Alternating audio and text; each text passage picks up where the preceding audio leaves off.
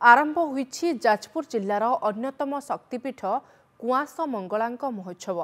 पवित्र पणा संक्रांति अर्थात आज कुआंस मंगलांक महोत्सव आरंभ होईछि। विश्वास रही आजिर दिन में मां दर्शन कले कोटि जन्मर पाप क्षय होता है। मां दर्शन पाई कहीं केते आड़ू हजार हजार श्रद्धालुंक भिड़ जमुछि। प्रबल भिड़ को दृष्टि रखी उभय मंदिर कमिटी और ब्लॉक प्रशासन पक्षर व्यापक व्यवस्था करा जायछि।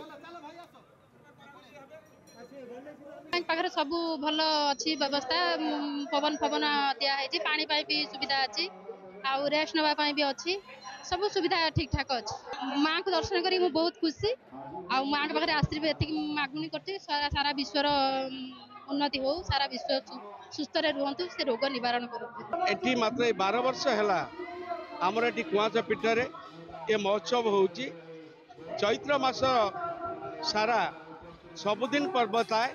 ये लक्षाधिक भक्त आज दर्शन करती माँ को।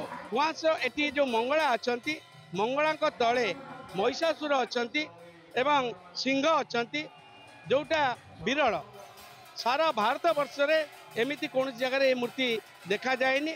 यह एक शक्तिपीठ बोली वर्णित अच्छी। माँ को पाखक जी भी आसी जहाँ मन मनस्कामना करिसेंती ता पूरण होईची। ये तो गोटे मास माँ बैशाख मासटा पूरा चलो ये माँ यात्रा तापर ये यज्ञ हम यज्ञ पर यात्रा सर।